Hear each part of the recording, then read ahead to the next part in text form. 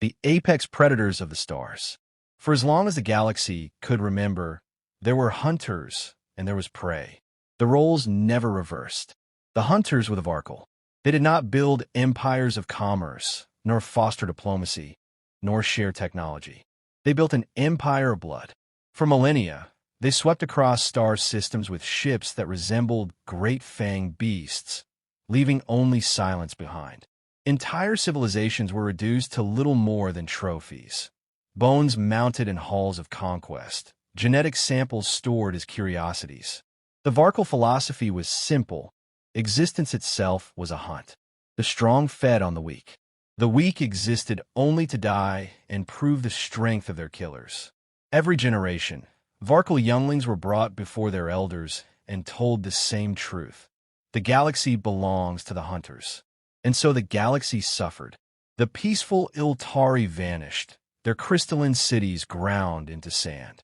The warlike Butok tried to resist with fleets of steel, but their weapons could not keep pace with the Predator's adaptive biotechnologies. The last transmissions of the Valari were not cries for help, but prayers whispered into the void before silence claimed them. The pattern was always the same. Species encountered the Varkol, resisted briefly, and then were erased. Whispers spread among surviving refugees who had fled beyond the reach of conquest. They spoke of an old prophecy, an end to the hunters, that one day the final prey would rise, a species not easily culled. The Varkol themselves dismissed such tales with laughter. They were eternal. They were the apex. Then scouts returned with news of a strange world. It was a planet awash in water and teeming with life, orbiting a yellow star on the edge of a spiral arm. Primitive, the scouts said, still bound to their own planet, their starships crude, their weapons nothing compared to Varkol warcraft. They called themselves humans. To the High Council of the Varkol, Earth was just another name to carve into their record of conquest. The Hunt Masters debated not whether the humans would fall, but how long their struggle might entertain. Perhaps a decade of resistance, perhaps less. Already, war beasts were prepared, and fleets were dispatched. When the first Varkol ships entered Earth's skies, the hunt began as it always had. Cities burned. Populations panicked. Skies filled with ash. The Varkol stalked through the ruins with laughter rumbling from their fanged throats. But then something changed. The humans did not break completely. They fought, not with the polished formations of great galactic fleets, but with something the hunters had never seen before: adaptability. Soldiers with ancient rifles held city streets long enough for civilians to escape. Farmers turned agricultural drones into makeshift weapons. Hackers, working from basements and shattered data centers, infiltrated Varkol ship systems and unleashed chaos within their own fleets. The Varkol, who prided themselves on centuries of flawless hunts, suffered losses. The first was a pack ship brought down in the Amazon, its burning carcass staining the river black. Then came the fall of a war beast in the ruins of Cairo, torn apart by improvised explosives buried in sand. In orbit above Earth, a cruiser was disabled when human saboteurs infected its systems with a virus disguised as a distress signal. For the first time in centuries, the hunters bled. In their war halls, the Varkol growled uneasily. Prey was not supposed to fight back. Prey was supposed to die. But the humans were different. They were clever, unpredictable, relentless. More disturbing than the losses was the humans' eyes. Varkol warriors reported that, when cornered, humans did not show the dull, defeated gaze of prey. Their eyes burned with something else, something dangerous. A word spread among the fleets, muttered in growls and half-believed whispers. Perhaps these are the ones the legend spoke of. On Earth, amid fire and ruin, humanity stood bloodied but unbroken. They buried their dead and reforged their resolve. No alien tribunal watched their suffering. No galaxy lent them aid. But they did not need sympathy. They had something greater, the will to fight. And in that first desperate resistance, in the ruined streets of their own world, humanity began to teach the galaxy a truth it had long forgotten. Hunters grow complacent. Prey adapts. And one day, the prey may turn. Prey that bites back. The Varkol expected Earth to collapse within weeks. Their fleets descended with the confidence of seasoned hunters, broadcasting their triumph before the war was even finished. Yet weeks stretched into months, and instead of silence, they found themselves snarled in a fight that refused to end. For the first time in their history, the hunters were losing control of the hunt. On Earth, the air was thick with smoke and ash, but also with defiance. Governments that had once distrusted one another united with unprecedented speed. Old rivalries, centuries of grievances, and bitter border disputes dissolved in the face of extinction. The human species acted with a singular purpose: survival. The first coordinated strikes came not from mighty war fleets, but from ragged bands of survivors. In New Delhi, a resistance cell detonated fuel depots as a Varkol pack marched through the streets, burying dozens of the beasts in fire. In the Andes, villagers used avalanche charges to destroy an entire hunting party in the narrow passes. From the plains of Africa to the suburbs of Europe, ordinary people rose up with whatever weapons they could make or steal. The Varkol were baffled. Prey was supposed to scatter. Prey was supposed to despair. Yet everywhere they went, humans adapted. A Varkol commander described it in his report. They changed the rules of the hunt as if instinctively. Where one tactic fails, they birth another. Where one group dies, 3 more rise. More unsettling still were the humans' minds. While other species cowered from terror, humans harnessed it. Terror became rage. Rage became focus, and focus sharpened into cunning. They fought not as victims, but as predators themselves. In orbit, the war shifted as well. Human pilots, using outdated fighter jets retrofitted with scavenged alien tech, launched suicidal raids against predator ships. Entire squadrons perished, yet they managed to cripple enemy vessels with precision strikes to engines and weapon nodes. Each sacrifice forced the Varkol to adapt in ways they were unaccustomed to, stretching their resources thin. Then came humanity's first great victory. Near the asteroid belt, a flotilla of human ships, barely held together with scavenged plating and hybrid engines, sprang an ambush.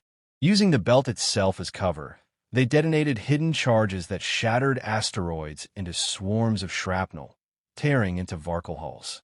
As the predators scrambled to recover, human commandos boarded one of their ships. The fighting was brutal, hand-to-hand in dark corridors where steel met claw and blade met fawn. Against all odds, the humans prevailed. The Varkol vessel, once a terror of the void, was dragged back to orbit around Earth as a prize. Its gutted insides became a laboratory for engineers and scientists. Humanity, with a desperation bordering on genius, began to tear apart the ship's secrets. "Every weakness we learn," said one of the lead engineers, "is another tooth pulled from the predator's mouth." The Varkol grew restless. Never had prey captured one of their own vessels. The High Council debated in fury. Some argued for overwhelming force, a fleet large enough to smother Earth completely. But others hesitated. To send such numbers was to admit that this prey was different. That thought was poison to their pride. On Earth, the resistance only hardened. Families displaced from cities carried rifles and fought from forests.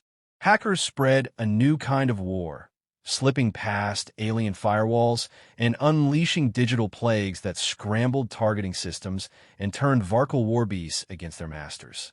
The more the hunters pressed, the more savage the humans became. A shift occurred in the hunters' perception. They no longer laughed in the midst of battle. They no longer saw the humans as an amusing challenge. Instead, they felt a creeping unease. The Varkol had always been the apex, but in every shadow, in every burning ruin, humanity seemed to be watching them, waiting for an opening. One Varkol captain, before his death, recorded his final words: "These are not prey. These are predators denied. We thought to cull them, but they are culling us." Earth was still bleeding, cities still smoldered, millions were gone, but humanity endured. And endurance was the one thing the hunters could not break. From the ashes, a new rallying cry echoed across the world. They hunted us. Now we hunt them. And with the captured ship as their seed, Humanity began to prepare not just for defense, but for pursuit. The pursuit begins. The captured Varkol vessel floated in Earth's orbit like a wounded beast in chains. Its gutted hull groaned under the touch of human engineers, but within its bones, secrets were unlocked. Faster engines, adaptive weapons, and living circuits unlike anything humans had ever imagined. Humanity had always been fast learners. With desperation driving them, they became faster still. Within months, hybrid warships slipped from orbital docks, ugly marriages of human steel and alien biotechnology. They were crude, unpolished, but they flew. And when they flew, they hunted. The first campaign beyond Earth skies was not about conquest. It was about sending a message. The Terran fleet launched from the Sol system with a single order: find the hunters. They did not have to search long. In a nearby system, a Varkol raiding party prepared to strike another vulnerable world. The predators lounged in arrogant confidence, their ships bristling with weapons, their crews eager for the chase. They did not expect resistance, certainly not from prey. The Terran fleet arrived without warning, bursting from the void with their hybrid drives. Human commanders did not fight by Varkol rules of honor. They struck first, hard, and without hesitation. Mines hidden in comet tails tore through predator escorts. Missile swarms, guided by human ingenuity and alien tech, pierced shields and shredded hulls. The Varkol roared and fought back, but something had changed. Humans did not flee when pressed. They adapted mid-battle. A frigate crippled? Its crew rerouted engines to ram. A fighter pinned? Its pilot lured the predator into the range of concealed turrets. Every loss taught humanity a lesson, and every lesson drew more blood.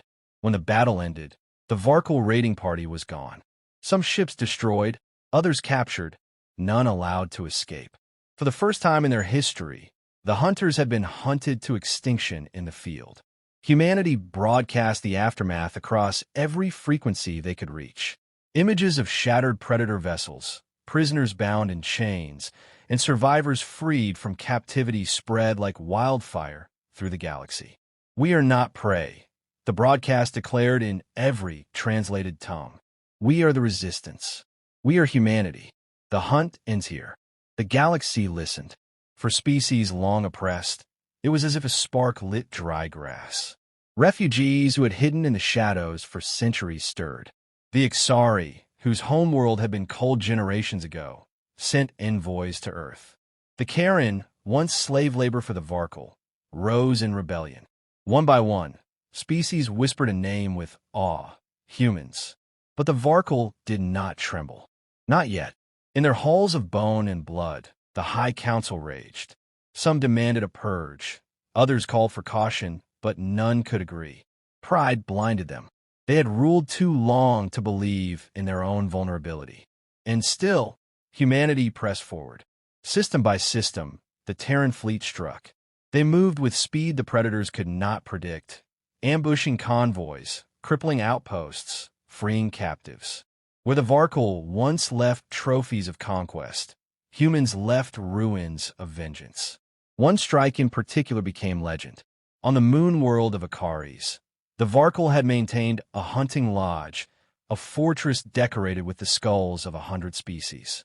Humanity descended upon it with fire and steel. They stormed the halls, tore down the trophies, and broadcast the destruction live. Before they left, they carved words into the broken stones, a message written in every tongue they had translated so far. No more prey. No more hunts. The Varkol could no longer deny it. The balance had shifted. Their prey was not only resisting, it was pursuing. For the first time in millennia, the hunters felt fear. And with that fear came something far worse: doubt. If prey could learn to fight like predators, what did that make them? If humans could take the tools of the hunt and wield them better than the hunters themselves, what future awaited the Varkol? The answer was written in fire across their conquered territories. Humanity was no longer fighting for survival. Humanity was fighting for retribution. The hunters had unleashed a species that did not forgive, did not forget, and would not stop until the galaxy was free. And somewhere deep in the void, in the shadow of their throne world, the Varkol began to whisper a forbidden word. Prophecy, the fall of the Varkol. The Varkol throne world was a monument to dominance. Its skies were thick with warships, its surface carved with citadels built from the bones of 1,000 conquered species. Rivers of molten light ran through the cities, and the air reeked of smoke and blood. For millennia, no enemy had ever dared approach it. To the galaxy, it was untouchable, the seat of the eternal hunters. Until humanity arrived. The Terran fleet surged from the void like a storm given form. Hybrid warships, ugly and brutal, carried the scars of countless battles but flew with purpose. They were not alone. Behind them came allies, species once broken and enslaved, now emboldened by the humans' defiance. Together, they formed an armada the galaxy had never seen before. The hunters watched with disbelief. Prey was not supposed to gather strength. Prey was not supposed to unite. Yet here they were, crossing the predator's threshold. The battle began in orbit, where the Varkol warfleet met the invaders with fire and fury. Space filled with light as weapons clashed, ships erupted, and debris scattered like sparks across the void. For every human vessel destroyed, another pressed forward. For every ally lost, two more filled the gap. The Varkol relied on fear to break their enemies, but humans had no fear left. They had seen their cities burn, their families slaughtered, their world scarred. Nothing the hunters could do was worse than what had already been endured. Human commanders turned that fury into strategy. Instead of direct duels, they fought dirty. They lured predator ships into gravity wells, drove them into asteroid fields, and detonated their own vessels to take predators with them. Every battle was a lesson, every loss an opening, and every victory another step closer to the throne world below. Then came the descent. Dropships roared through the burning skies, carrying soldiers, resistance fighters, and freed captives eager for vengeance. They landed amid the predator's citadels, towers adorned with trophies, skulls, and banners of dominance. The fighting that followed was not war, but reckoning. In the streets of the throne world, humans fought claw to hand with Varkol warriors. Gunfire thundered through trophy halls. Explosives tore down shrines built to glorify centuries of conquest. Civilians, long enslaved, rose in rebellion behind their liberators. The hunters, once feared, found themselves surrounded, their arrogance shattered. At the heart of the throne world stood the Grand Hall of Skulls. Within, the Varkol High Warlord awaited, armored in ceremonial bone, his fangs bared in defiance. He was the embodiment of their creed, unyielding, merciless, proud. When the Terran commander entered, the hall shook with silence. The two locked eyes, predator and prey. "You were meant to be culled," the warlord snarled. "Your bones should already line these walls." The commander stepped forward, rifle lowered, gaze steady. Prey adapts. Hunters grow complacent. You've forgotten the oldest rule of survival. The warlord roared and lunged. Their duel was short, brutal, and final. When it ended, the predator lay broken on the bones of his own trophies. Outside, the throne world burned. Human and allied forces tore down citadels, freed captives, and dismantled the monuments of dominance. The galaxy watched as the impossible unfolded. The hunters who had ruled for millennia were undone by those they had called prey. When the last Varkol stronghold fell, humanity broadcast a final message across the stars.